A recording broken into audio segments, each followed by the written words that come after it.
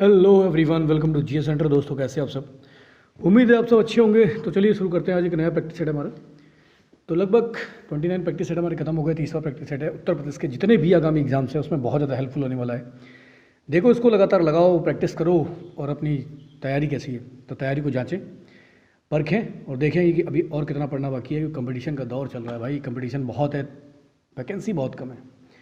ठीक है, पोस्टें बहुत कम है, जनसंख्या बहुत ज़्यादा है। तो इसमें अगर आगे बढ़ना है तो प्रैक्टिस सेट सॉल्व करना ही पड़ेगा। और चलिए देखते हैं फिर।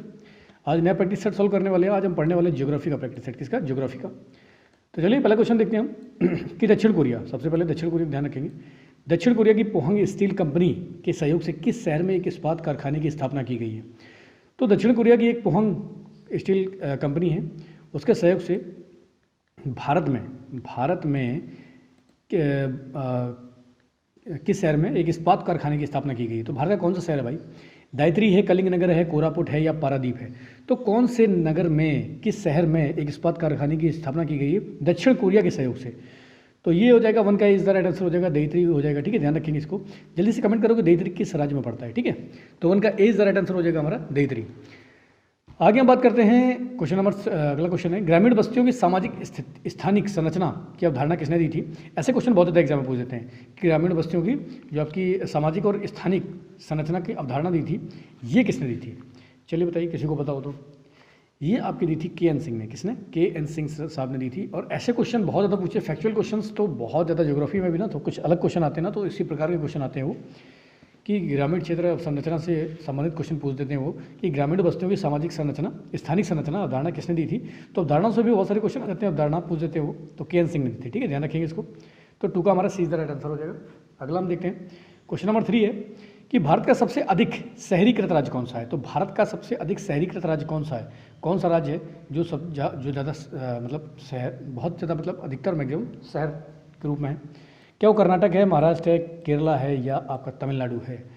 तो जल्दी बताएंगे। 3 का D is the right answer हो जाएगा। क्या हो जाएगा? तमिलनाडु। तमिलनाडु आपका भारत का सबसे अधिक शहरीकृत राज्य है। ध्यान रखेंगे, 3 का D is the right answer हो जाएगा। नेक्स्ट हमारा क्वेश्चन है कि भारत का सबसे कम शहरीकृत राज्य कौन सा है? तो भारत का सबसे कम शहरीकृत राज्य है छत्तीसगढ़, झारखंड, उड़ीसा या राजस्थान? तो छत्तीसगढ़, भारत का सबसे कम शहरीकृत राज्य कौन सा है? तो छत्तीसगढ़ है, झारखंड है, उड़ीसा है या राजस्थान है? तो बताएंगे जल्दी। सबसे कम की बात कर रहा है, पहले ज़्यादा की बात कर रहा था, अब सबसे कम की बात कर रहा है। तो सबसे कम है आपका उड़ीसा। 4 का सी राइट आंसर हो जाएगा कि उड़ीसा जो है ना वो भारत का सबसे कम शहरीकृत राज्य है। ठीक है, ध्यान रखेंगे इसको। आगे हम बात करते हैं अवधारणा से। फिर से क्वेश्चन आ गया कि सन्न नगर की अवधारणा किसने दी? तो भाई सन्न नगर की अवधारणा किसने दी? पी गॉडेस ने दी है, आर जे जस्टिन ने दी है, एम जी कैंडल ने दी है या जे सी वीवर ने दी है? तो ऐसे क्वेश्चन बहुत ज़्यादा इंपॉर्टेंट होते हैं, ध्यान रखो। इस टाइप के क्वेश्चन बहुत बार एग्जाम में पूछे जाते हैं, इस टाइप के क्वेश्चन। ठीक है, ध्यान रखेंगे इसको। तो सन नगर की अवधारणा किसने दी है? तो ये दिया है आपका पी गॉडेस ने। किसने दिया है? P goddess is the right answer हो जाएगा। तो 5 का ए इज द राइट आंसर हो जाएगा कि सन नगर की अवधारणा पी गॉडेस ने दी है। अगला हमारा क्वेश्चन है कि भारत की जनगणना 2011 के अनुसार भारत में कुल कितने मिलियन नगर हैं? तो भारत में कुल कितने मिलियन नगर हैं?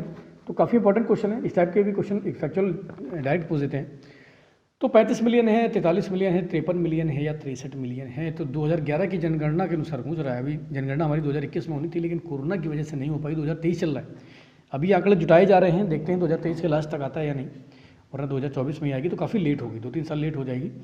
तो अभी फिलहाल तो हम 2011 के ही पढ़ रहे हैं। तो 2011 के अनुसार कितने मिलियन नगर हैं? तो ये हैं आपके 53 मिलियन, 53 मिलियन नगर हैं भारत में। कितने? 53 मिलियन। ये भी इंपॉर्टेंट क्वेश्चन, ध्यान रखेंगे इसको। नेक्स्ट हम क्वेश्चन देखते हैं कि भारत में बड़े महानगरों की संख्या कितनी है? देखो, बड़े महानगर मतलब बड़े वाले महानगर जो बहुत ही ज़्यादा हैवी हैं, उनकी संख्या कितनी है? बाकी अगर महानगरों की बात करता है तो लगभग 46 है। अगर वो बात करें कि महानगर कितने हैं तो वो आपके 46 है। ठीक है, 46 महानगर है। लेकिन अगर वो बड़े महानगरों की बात करें तो बड़े महानगर कितने हैं? 3 है, 4 है, 5 या 6 हैं? तो कितने महानगर हैं? ये आपके हैं 6। कितने हैं? 6। तो 7 का डी राइट आंसर हो जाएगा कि भारत में जो बड़े महानगर हैं वो है 6। कौन है? 6। तो जल्दी बताओ, कमेंट करो कौन कौन से 6 बड़े महानगर हैं। नेक्स्ट हम क्वेश्चन देखते हैं कि भारत की जनगणना 2011 के अनुसार भारत में शहरी जनसंख्या का प्रतिशत है। तो फिर से जनगणना से क्वेश्चन, जनगणना से भी क्वेश्चन बहुत बार एग्जाम में डालते हैं, बहुत बार पूछते हैं जनगणना से क्वेश्चन। तो जनगणना जो है ना, भारत की जनगणना, इसमें भारत में शहरी जनसंख्या का प्रतिशत कितना है?